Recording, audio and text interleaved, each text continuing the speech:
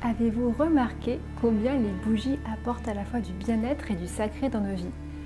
Une bougie, c'est par excellence l'objet dont on n'a pas vraiment besoin, mais qu'on fait tous ou presque le choix d'avoir chez soi.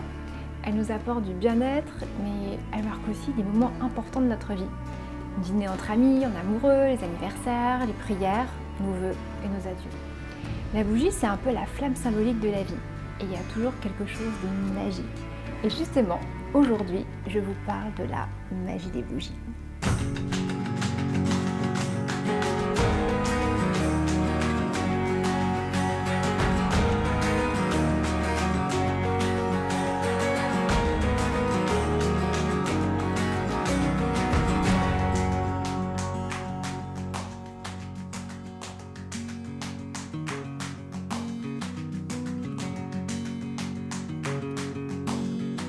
Oyez Bellam, bienvenue sur ma chaîne, moi c'est Katie et vous serez heureux peut-être d'apprendre que je vous reviens avec une vidéo que vous m'avez énormément demandé en commentaire depuis des mois.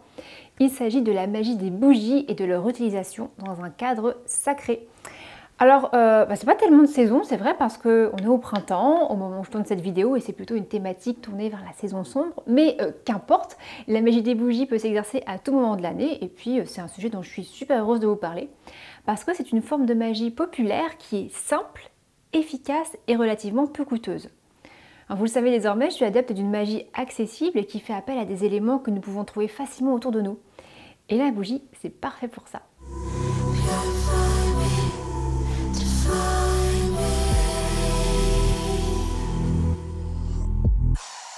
Dans cette vidéo, je vais aborder 3 thématiques majeures. Alors, en premier lieu, je vais vous parler de toute la symbolique de la bougie, de ce qu'elle véhicule. Ensuite, je vous parlerai rapidement des différentes utilisations qu'on peut en faire. Et troisièmement, je vous expliquerai davantage en détail comment utiliser les bougies dans vos sortilèges. Et tout à la fin, je vous donnerai des conseils pour bien choisir vos bougies. Donc j'ai peur que cette vidéo soit un peu longue car le sujet est vraiment vaste, mais n'hésitez pas à me dire en commentaire s'il y a des aspects que vous aimeriez que je développe dans une prochaine vidéo. Alors les bougies, avant de devenir un objet de décoration ou d'ambiance de la maison, c'était avant tout des objets qui avaient une utilité pratique, hein, bien entendu. L'arrivée de l'électricité dans tous les foyers est chose récente dans l'histoire de l'humanité. Jour, nuit. Et si vous ne le saviez pas, apprenez que c'est seulement en 1879 que Thomas Edison présente la première lampe électrique à incandescence. Avant cela, on utilisait le gaz bien entendu pour s'éclairer, mais aussi et surtout les bougies. Je trouve ça intéressant de se le rappeler parce que quand aujourd'hui on fait le choix d'allumer une bougie, on reproduit un geste ancestral quelque part.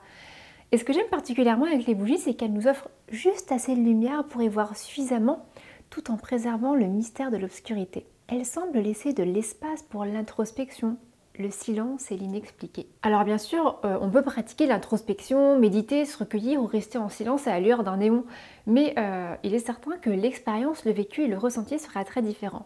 C'est important pour moi de vous parler de vécu parce que, évidemment, les notions dont je vous parle depuis des mois dans mes vidéos ne tiennent pas vraiment du domaine de la science dure, dirons-nous. Tout ce dont je vous parle au fil de mes vidéos, c'est d'expérience.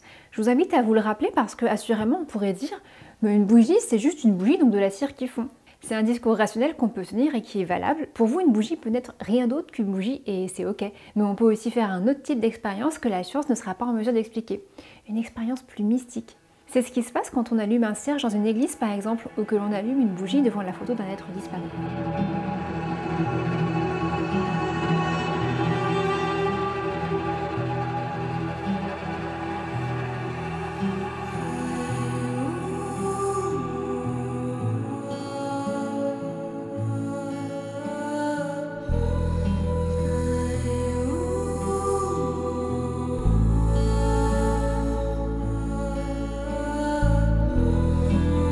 Ces expériences sont valables et ont une réalité dans le vécu de la personne.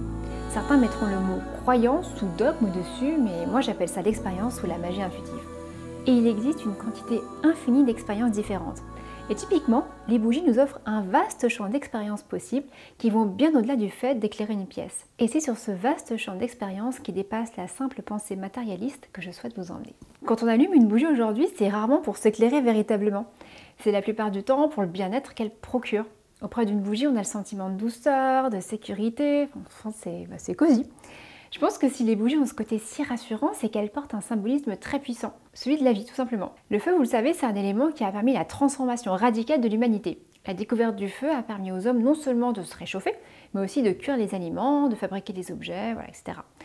Bref, la découverte du feu a été un tournant majeur dans l'histoire de l'humanité. Il a porté le développement de la vie humaine à un nouveau stade. En cuisant les aliments, on a augmenté leur digestibilité et on a réduit la dépense énergétique que représente le fait de consommer des aliments crus. Au final, cela a permis l'augmentation du volume du cerveau. Ça a également permis la fabrication d'armes plus complexes et ça a aussi permis de domestiquer la nuit. Tout cela, vous le voyez, font du feu et par extension de la bougie un symbole puissant de vie et d'intelligence. La flamme, c'est l'éclair de la conscience, tout comme le feu créateur. Et cette notion créatrice, elle est au cœur de la magie des bougies. Le feu, pour exister, doit consumer quelque chose. Pour simplifier, on pourra dire qu'il transforme une matière première, comme le bois ou ici la cire, en autre chose, de la cendre, de la fumée par exemple. Le feu permet une transition d'un état à un autre. Il crée et transforme la réalité pour en faire quelque chose d'autre. Et c'est justement cette capacité à modifier la réalité que nous mettons à profit quand nous utilisons les bougies dans le cadre d'un sortilège. À titre personnel, j'utilise des bougies un peu tout le temps dès que j'accomplis un geste qui sort de ma vie profane. Ce que je veux dire par là, c'est que dans ma pratique, le fait d'allumer une bougie marque symboliquement le fait que je m'apprête à faire quelque chose qui a une portée bien plus qu'utilitaire. Par exemple, si je souhaite cuisiner un plat avec une intention magique, donc me lancer dans de la kitchen witchery, je vais commencer par allumer une bougie. Et ce simple geste va signifier que ce que je suis sur le point de préparer est un peu plus qu'une simple tarte aux pommes par exemple. Et ce qui est vrai pour la kitchen witch, c'est vrai aussi pour toutes sortes d'actions que je mène dans la sphère spirituelle et magique. Une autre utilisation très courante de la bougie en magie, c'est tout simplement pour symboliser l'élément feu lors d'un rituel. Souvent, quand on accomplit un rituel, on travaille avec un cercle de pratique afin non seulement de garantir notre sécurité, mais aussi d'amplifier l'énergie. Tracer un cercle, ça peut se faire de plein de façons, mais il arrive souvent qu'on appelle les 4 éléments, donc terre, air, feu et eau. Dans ce type de cercle, lorsque l'on invoque les éléments, on prend généralement soin de placer aux 4 points cardinaux des symboles pertinents. Et vous vous en doutez, pour symboliser l'élément feu, on vient souvent allumer une bougie. Une autre utilisation traditionnelle que nous faisons de la bougie, notamment dans le paganisme, c'est dans le cadre de la célébration des sabbats. Alors tous les sabbats peuvent s'y prêter, mais 2 d'entre eux sont particulièrement liés aux bougies. Il s'agit de Yule et Imbolc. Yule, donc le solstice d'hiver, désigne la nuit la plus longue de l'année aux alentours du 21 décembre. Et c'est justement au cœur de cette nuit interminable que la bougie repousse les ténèbres et symbolise le retour de la lumière. Le retour du soleil, puisque à partir de ce point de l'année, la durée du jour commence à rallonger et la nuit à reculer. Et Imbolc, qui est le sabbat du 1er de février, donc l'actuel Chandeleur, nous parle quant à lui de la fin de l'hiver, des prémices du printemps. La Chandeleur, comme son nom l'indique, c'est la fête des chandelles, et cette chandelle, c'est bien la lumière et la vie qu'elle célèbre. Une autre utilisation traditionnelle de la bougie, c'est dans le cadre commémoratif. D'ailleurs, c'est quelque chose qu'on fait de façon très intuitive, vous remarquerez. Lorsque quelqu'un décède ou que nous nous remémorons une personne disparue, on allume une bougie. Chez les païens et les sorciers, c'est quelque chose que nous faisons volontiers à Samhain, le festival des morts du 31 octobre pour honorer les ancêtres. Mais en réalité, c'est un acte qui s'accomplit toute l'année. La flamme de la bougie symbolise la persistance du fragment éternel de l'individu qu'on pourrait appeler l'âme, ou tout simplement la persistance du souvenir des disparus dans le cœur des vivants, ou encore la lumière qui guide l'âme dans son dernier voyage. Et puis, bien sûr, l'utilisation des bougies est largement répandue dans le cadre du culte, que ce soit à l'église chrétienne que pour le culte des divinités païennes. On allume volontiers une bougie ou un cierge en l'honneur de la Vierge Marie, par exemple, ou de la déesse Brigide. Cette bougie, on l'allume soit en l'honneur du personnage ou en guise d'offrande. Et au-delà du culte, la bougie est également utilisée pour formuler un vœu. Lorsque l'on allume un cierge pour Sainte Rita, par exemple, la patronne des causes désespérées, on accomplit un acte ancestral qui consiste à formuler un vœu et à utiliser la bougie comme intermédiaire pour le porter à la destination, donc à l'entité qu'on invoque. La bougie est à la fois une offrande et le support qui permet la transmission efficace du message. Notez que dans un cadre complètement laïque, on dispose traditionnellement des bougies sur le gâteau d'anniversaire et qu'on fait un vœu avant de les souffler. En réalité, c'est un peu la même chose. À qui s'adresse le vœu ? À Dieu, à l'univers, à un saint patron, que sais-je, chacun en son cœur détient sa réponse et je ne prétends pas y répondre ici. Chacun portant en lui-même sa foi, ses convictions et ses superstitions.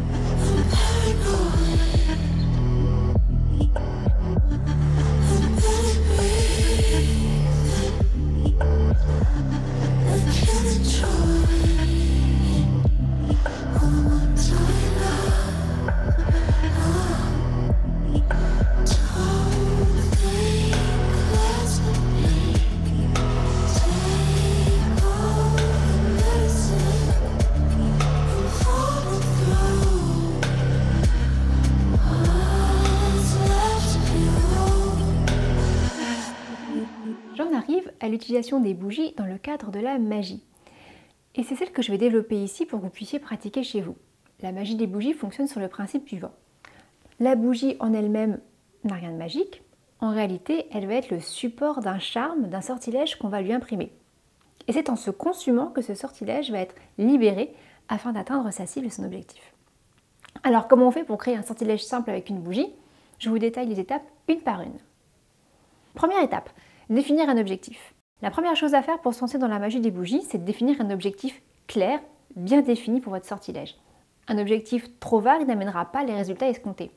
Par exemple, admettons que vous ayez du mal à boucler vos fins de mois. Vous pourriez vous dire, alors super, je vais demander plus d'abondance.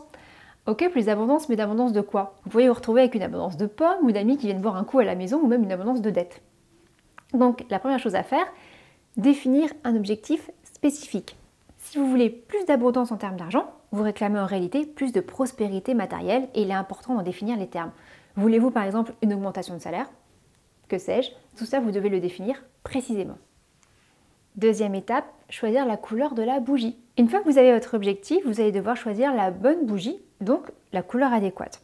Sachez qu'une bougie blanche peut convenir à tout type de sortilège. Et si vous n'avez que ça, en fait, ça fonctionne. Mais si vous en avez la possibilité, vous pouvez soutenir un objectif en choisissant la couleur qui véhicule l'idée que vous recherchez. Donc une couleur, c'est une vibration. Et je vais vous proposer un aperçu des correspondances que j'utilise pour les couleurs. Mais gardez à l'esprit que vous devez établir votre propre référentiel. Par exemple, pour moi, le vert est associé à la chance, à la richesse, à la croissance, à la bonne santé, parce que le vert m'évoque la luxuriance de la nature. Mais si pour vous le vert évoque la décomposition, n'utilisez pas du vert pour vos sortilèges de chance ou de santé.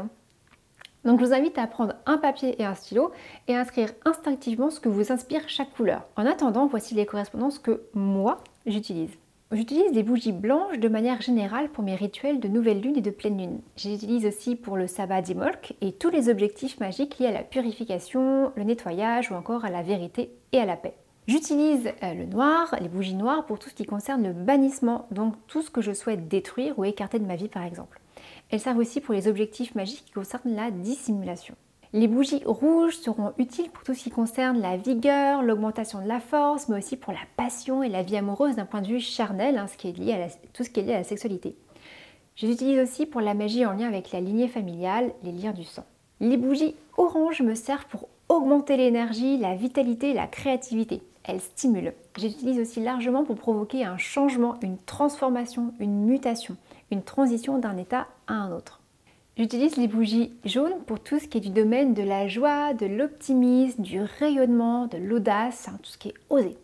Mais aussi pour faciliter la communication sociale, la légèreté dans les échanges, l'aisance.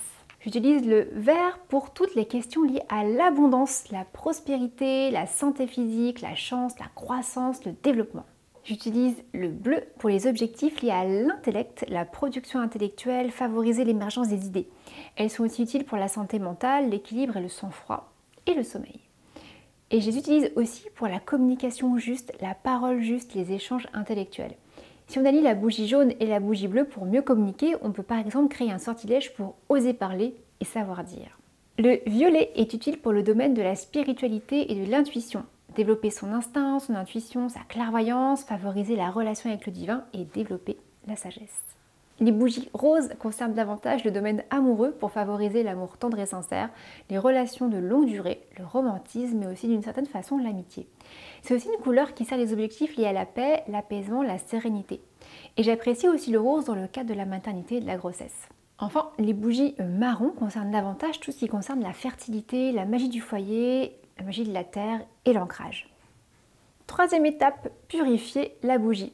Une fois que vous avez la bougie et la couleur qui correspond à l'objectif que vous voulez atteindre, je vous conseille de la purifier afin qu'elle ne libère pas en se consumant des énergies qui n'aient rien à voir avec votre sortilège. Pour purifier votre bougie, la fumigation c'est une bonne option et je ne m'étends pas sur la question, voilà. Quatrième étape, la consécration. Alors une fois que la bougie elle est purifiée, il faut la consacrer. Consacrer ça veut dire rendre sacré. C'est une action rituelle par laquelle un objet quitte son caractère profane pour être utilisé dans un but sacré. En consacrant la bougie, elle n'est plus juste une bougie pour faire joli à la maison, c'est un outil qui est investi d'une charge. Je fais une petite parenthèse pour vous dire que pour gagner du temps, vous pouvez purifier et consacrer plusieurs bougies en même temps, comme ça elles sont prêtes à l'usage au moment où vous en avez besoin.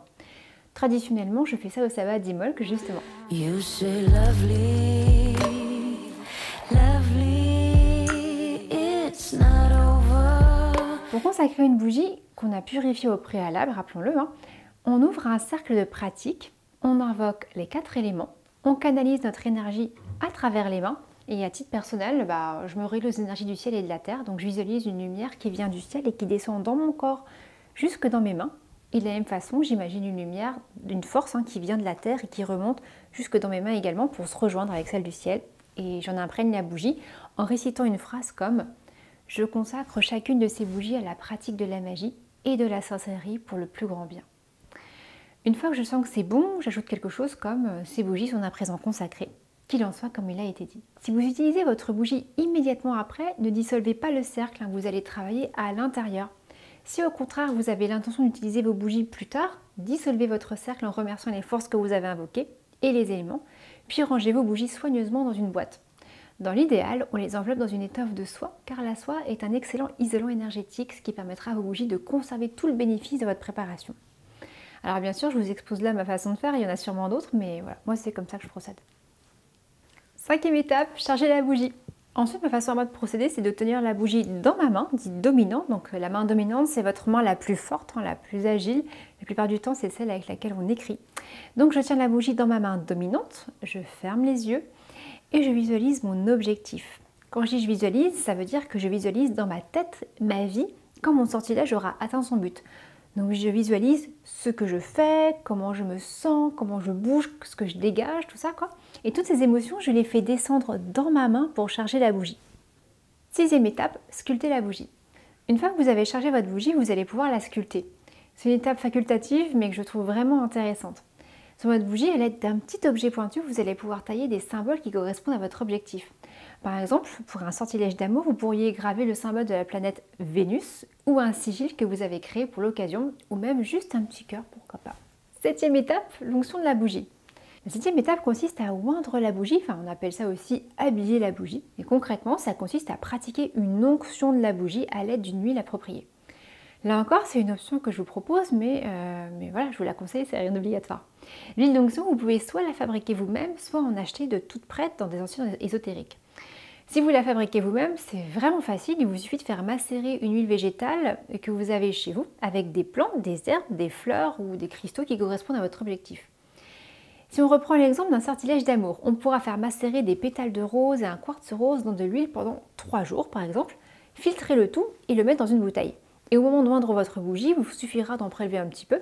Alors bien sûr, ça vous demande de faire des recherches sur les herbes, les plantes ou encore les épices qui vont soutenir votre objectif. Mais et là, comme pour les couleurs, il faut que vous fassiez votre propre référentiel. Sinon, il existe des tableaux de correspondance sur internet qui vont pouvoir vous aider ou encore des livres spécifiques. À ce sujet, le grand livre des correspondances de Sandra Keynes, je ne sais pas comment on prononce, est très pratique et je vous remettrai la référence en barre d'infos. Pour oindre la bougie, il y a 2 possibilités, donc du bas vers le haut, si c'est un sortilège qui vise l'accroissement, donc plus d'argent, plus d'amour, une meilleure communication, que sais-je. Ou alors ce sera du haut vers le bas pour un sortilège qui vise à diminuer, à restreindre ou à bannir. Par exemple, si on veut chasser dans notre vie une mauvaise habitude, on va du haut vers le bas. 8e étape, les herbes. On est à la dernière étape, vous pouvez à ce stade ajouter encore quelques ingrédients à votre sortilège pour aller dans le sens de vos objectifs ou en préciser certains aspects. Imaginons que vous souhaitiez utiliser un sortilège pour favoriser une rencontre amoureuse. Vous allez certainement choisir une bougie rose, et si vous souhaitez attirer à vous un certain type de relation, c'est encore mieux et vous allez pouvoir être plus spécifique à ce moment-là. Par exemple, si vous souhaitez une relation qui vous apporte de la sérénité mais qui ne manque pas de piquant pour autant, on pourrait choisir d'utiliser de la lavande et du piment pour habiller la bougie rose. Pour ça, on prend quelques grains de lavande et on les charge dans notre main avec l'intention que nous souhaitons. Ici, la lavande pour une relation qui vous procure une vraie sérénité d'esprit. On fait pareil avec le piment en poudre, on le charge avec l'intention souhaitée. Ici, l'idée est de pimenter la relation avec une dose de passion et d'intensité. On place ensuite le tout sur une surface lisse et on va venir rouler la bougie dans les ingrédients choisis. Vous pourriez aussi utiliser des petits cristaux en les piquant dans la bougie, mais c'est surtout pratique quand on utilise les bougies en pot pour les mettre dedans, je trouve. 9e étape, allumer et lâcher prise. Alors la dernière étape, bien sûr, on allume la bougie. Moi j'ajoute une petite phrase comme « qu'il en soit ainsi ». On laisse la bougie se consumer entièrement sans l'éteindre. Ce n'est qu'une fois que la bougie est entièrement consumée que le sort est pleinement jeté. À ce propos, ça peut prendre quelques heures, donc assurez-vous de pouvoir être chez vous parce que bien sûr, vous le savez, on ne laisse pas une bougie brûler sans surveillance. Une fois que c'en est fini, lâchez prise, n'y pensez plus. Si vous restez bloqué sur votre objectif en y pensant toute la journée et en vérifiant si les choses bougent, en réalité, vous allez bloquer le processus. Moi, je dis toujours qu'un sortilège, c'est un peu comme quand on fait un gâteau. Si on passe son temps à ouvrir le four pour regarder si le gâteau est cuit, en fait, tout simplement, le gâteau va pas pouvoir cuire et puis il va retomber comme un vieux soufflet. En fait, quand on fait un gâteau, on le met au four, on met une minuterie et puis on fait autre chose. On n'est pas là à ouvrir la porte toutes les 2 minutes, donc il faut accepter de laisser le processus se faire. Alors bien sûr, ça ne veut pas dire attendre les bras croisés si vous faites un sortilège parce que vous souhaitez trouver un nouvel appartement qui correspond à vos besoins, mais que vous ne faites pas de recherche d'appartement, ça risque pas de fonctionner.